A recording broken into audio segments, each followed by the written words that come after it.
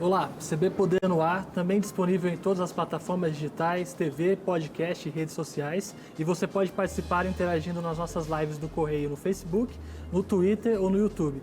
Eu sou Alexandre de Paula e a gente recebe hoje a empresária, conselheira superior do Sind Varejista e membro da Câmara de Mulheres Empreendedoras da FEComércio, além de ser do Conselho de Mulheres Notáveis do DF, Janine Brito.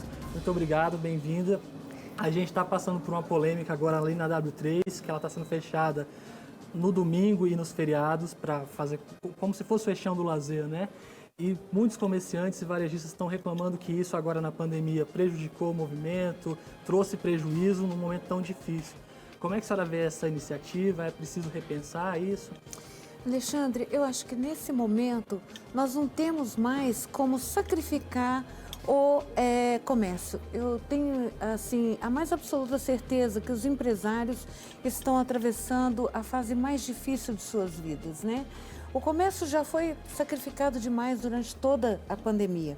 Então, é absolutamente assim desnecessário esse fechamento da W3, tendo ao lado um dos maiores parques da América Latina, se não o maior, que é o Parque da Cidade, totalmente disponível para o lazer, totalmente adequado e assim, a poucos metros ali da W3, né, com ciclovia, com a área para pedestres andarem, com todo o apoio necessário.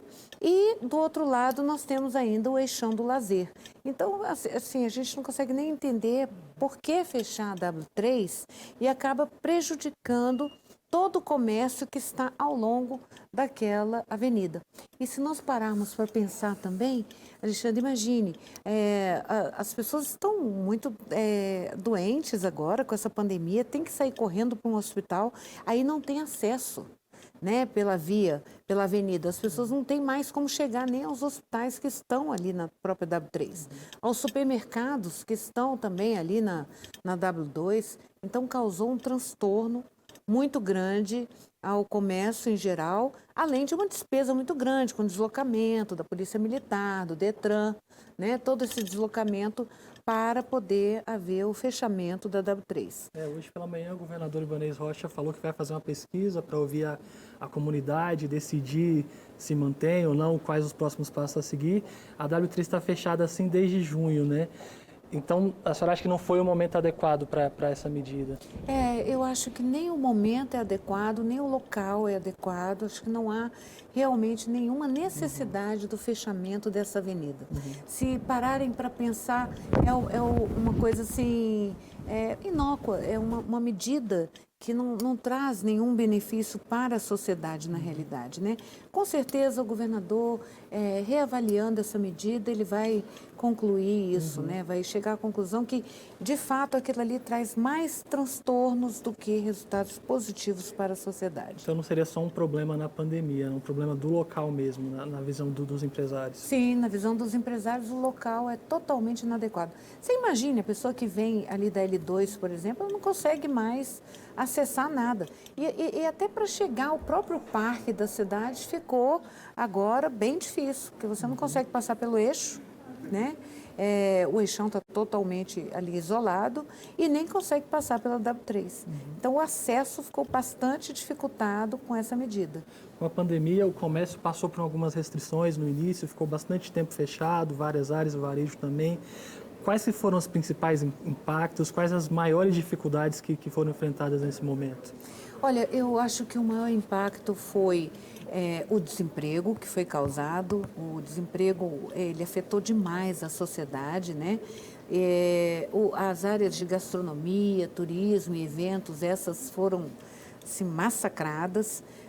Há uma dificuldade enorme para que esses segmentos consigam retornar à sua normalidade. Não é fácil para eles, vai ser muito difícil eles conseguirem voltar, porém, eles estão fazendo todo o possível. Eu, pessoalmente, acredito numa retomada em forma de V. Desceram ao fundo, mas vão subir também como um foguete aí, porque eu acredito muito que haja não só o achatamento da curva, como agora,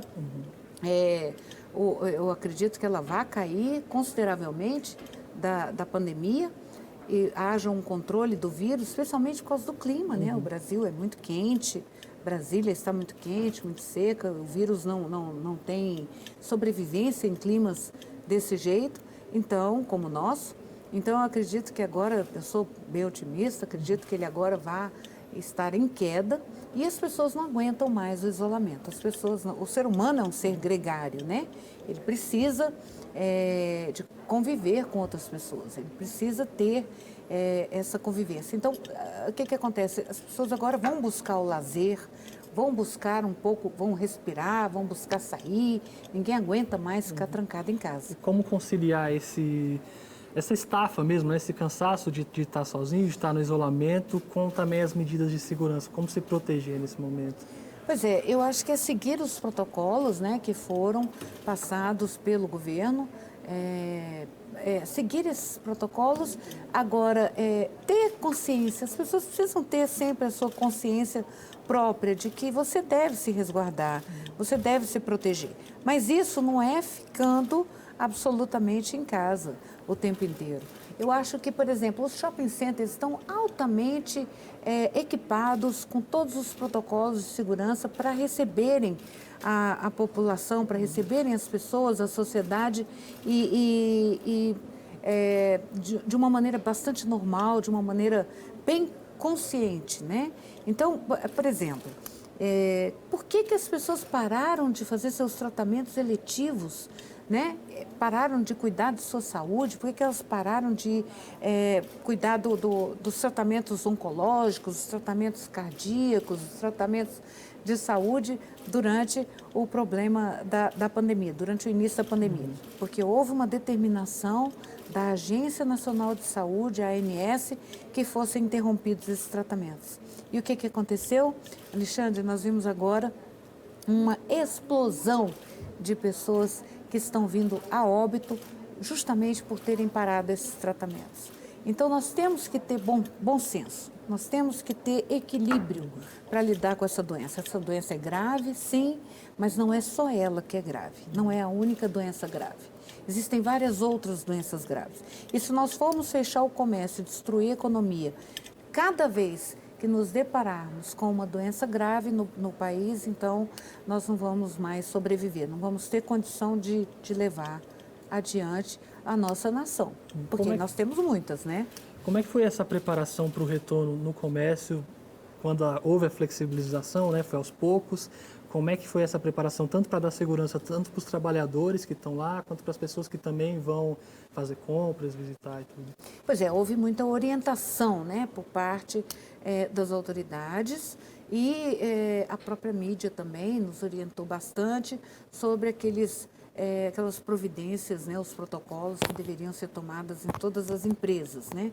A nossa empresa, por exemplo, nós tivemos todos os cuidados, nós procuramos arejar bastante as lojas, nós procuramos dar o álcool em gel o tempo inteiro, máscara para todos os funcionários, botamos um médico à disposição de todos os funcionários. Então, eu acho que todo mundo tem que ter essa preocupação.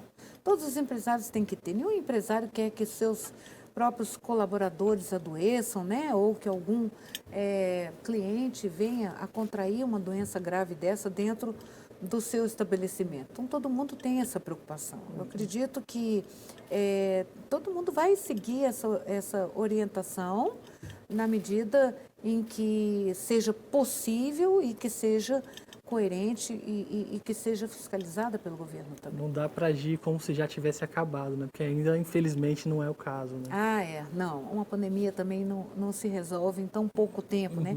Nós não temos ainda a vacina disponível, acredito que isso não vai ser uma coisa tão rápida, então não dá para se imaginar de parar com os cuidados, de forma alguma. Nós devemos prosseguir com esses cuidados, mas não podemos deixar de viver, não. Voltando na questão da economia, a senhora está falando que prevê um crescimento em V, né? A queda depois do crescimento, essa recuperação em V. Quais que vão ser os principais desafios nesse momento do crescimento? O que pode ser feito para que isso aconteça?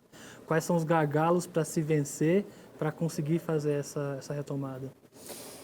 Eu acho que um dos maiores problemas que nós vamos enfrentar é justamente a questão da empregabilidade e a questão do abastecimento.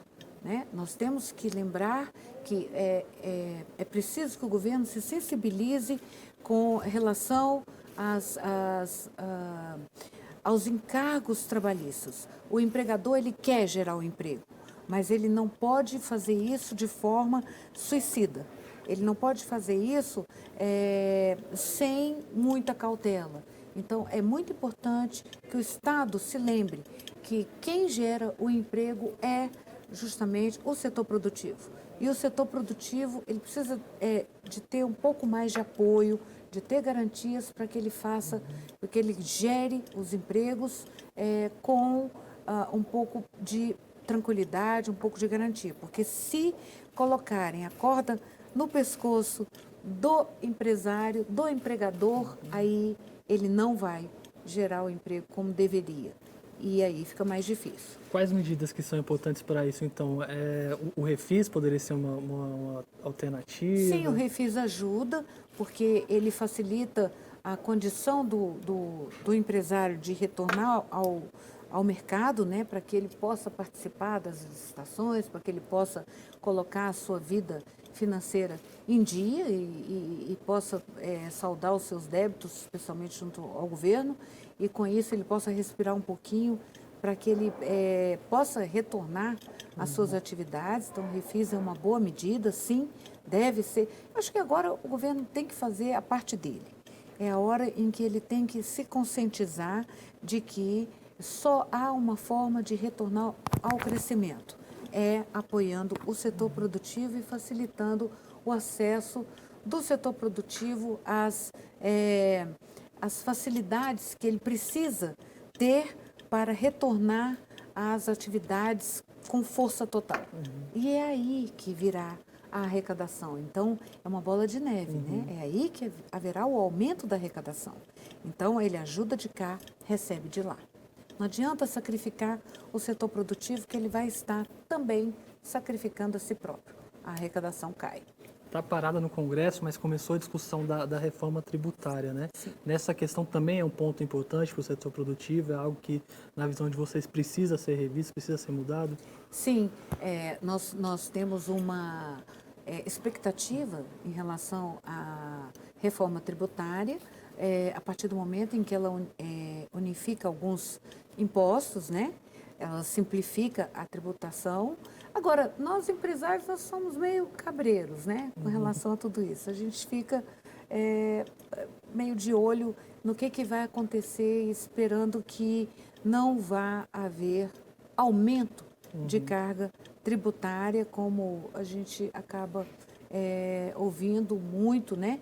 E lá vem a CPMF, enfim, a gente tem muito receio desse aumento de carga tributária, porque nós não suportamos mais isso, nós não temos mais capacidade financeira de arcar com mais tributos, né? No Brasil fala-se de burocratização desde sempre, né, como um problema.